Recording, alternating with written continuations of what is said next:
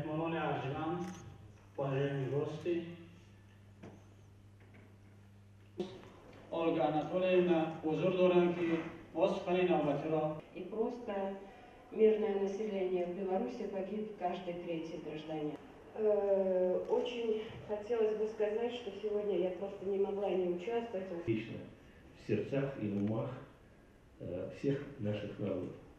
Мы знаем, что около 300 тысяч таджикистанцев пошли на фронт и принимали участие в сражениях Великой Отечественной войны. 90 тысяч человек не вернулись с полей сражений, они погибли за свою родину,